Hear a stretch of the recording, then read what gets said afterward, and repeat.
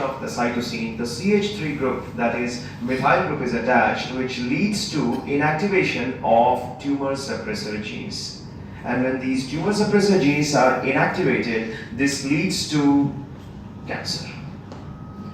There is a big difference between genetic and epigenetic changes. Genetic changes involve change in the sequence of genes, whereas epigenetic changes do not involve any change in the sequence of the genes.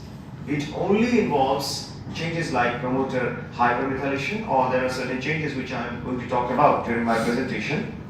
But there is no change in the sequence of genes, although the expression of the genes changes. So let's start with this. This was a brief introduction about the topic. Now we are going to talk about promoter hypermethylation of RAR beta 2 and DAPK genes in biopsy and serum samples of OSCC patients among North Indian population. Now when we talk about RAR beta 2 genes, it stands for retinoic acid receptor beta 2 isoform gene, and DAPK gene stands for death associated protein kinase. Myself, Dr. Abhimanyu Kumar Jha, Dean, Faculty of Life Sciences and Head, Department of Biotechnology at Institute of Applied Medicines and Research, Ghaziabad, India. Now, as we all know, in cancer, there are normal cells, as you can see here, and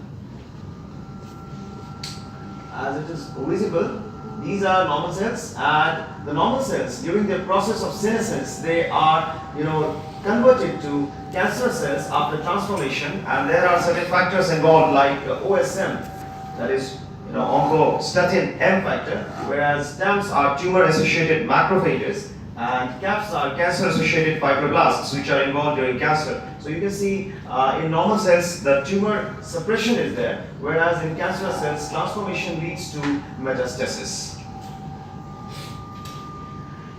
As I told you, it is one of the most dreaded diseases these days. So cancer is the second most common cause of morbidity and mortality worldwide.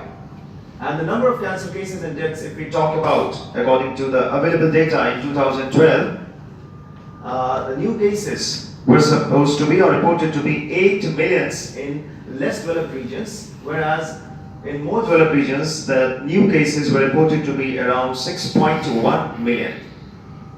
The number of deaths caused by cancer was around 5.3 million in less developed countries, whereas in the more developed regions it was 2.9 million in the year 2012. Now in India, cancer ranks in the top 3 after cervical and breast cancer, which accounts for over 30% of all cancers. And the most important factors or causal factors which are affecting OSCC survival after treatment is the stage of tumor at diagnosis. Now, during cancer, the best part is that if it is detected at an early stage, the survival rate is more. To improve long-term outcomes, early detection in conjunction with primary and secondary prevention strategies is very, very critical. And there are certain habits which are very prominent among all the Indians. Mostly in North India, we see that people have oral habits of tobacco chewing, betel chewing, bidi or cigarette smoking, cannabis, as well as alcohol consumption. And this is prominent throughout India. So these are the risk factors for OSCC in Indian population. Estimates indicate 57% of all men and 11% of women between 15 to 49 years of age use some form of tobacco. Now, I would like to tell you one thing. When we talk about epigenetic changes, there are 3 kinds of epigenetic changes which are very prominent. One of them, as I already told you, is DNA methylation. As you can see here, aberrant promoter hypermethylation of cancer-associated genes occur frequently during carcinogenesis, and it may serve as a cancer biomarker. Here you can see this is an unmethylated normal cell promoter in which in the promoter region there is no hypermethylation, and you can see the gene is active.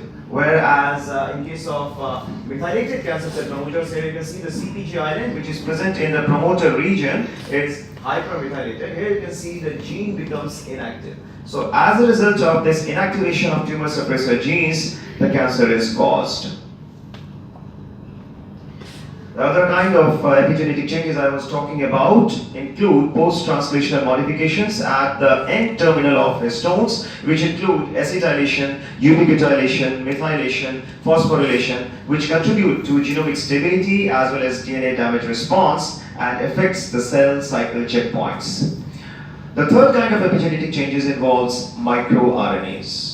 Now, these microRNAs are involved in the regulation of biological processes such as cell cycle control, apoptosis, which means the programmed cell death, and several developmental and physiological processes including differentiation and development, and are altered in cancer development. Now, coming to the materials and methods which was used in this present study, first of all, we collected the samples from Dharamshala Cancer Hospital and Research Center, Delhi, and this hospital is famous for cancer patients, and cancer patients come here from various places across the North India. After the collection of samples, DNA was extracted using phenol chloroform extraction method, and bisulfite modification of DNA was carried out. Bisulfite modification results in the conversion of unmethylated cytosine to uracil, whereas methylated cytosine is not converted to uracil. This was followed by methylation-specific PCR, that is MSP, which is being carried out with the help of two kinds of primers. One is unmethylation-specific primer, and the other is methylation-specific primer. And finally, we calculated and did all the statistical analysis. Now, as you can see, the results.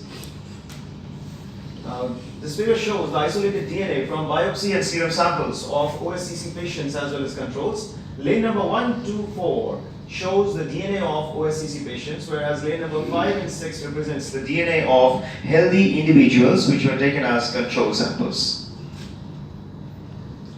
And this is an important result, as you can see.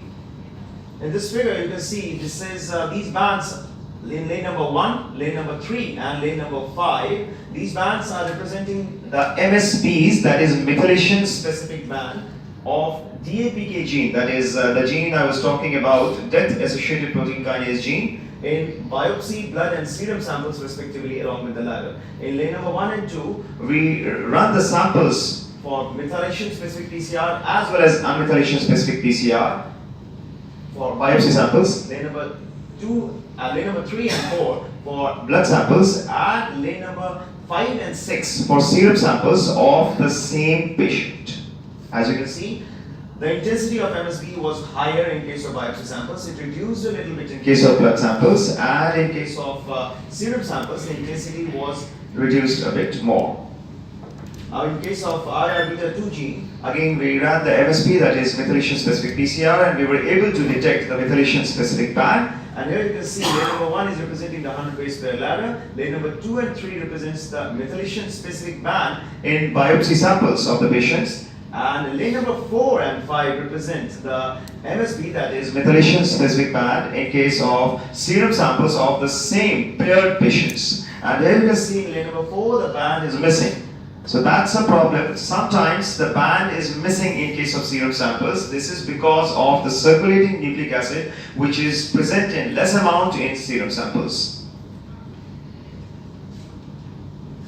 Now, when we compare the methylation status of tumor suppressor genes, that is the tumor suppressor genes which were considered in this study included death-associated protein kinase and RAR-beta2 gene. When we compare the status of methylation of these two genes in biopsy and serum samples from the same patients, what we were able to get was an important finding. You can have a look at this.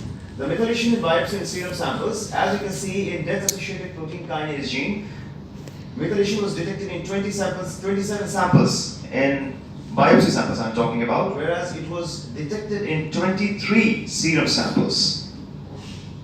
In case of RAR-beta2 gene, in case of biopsy samples, the number of methylation specific bands was 33, whereas in case of serum samples, it was detected in 30 patients.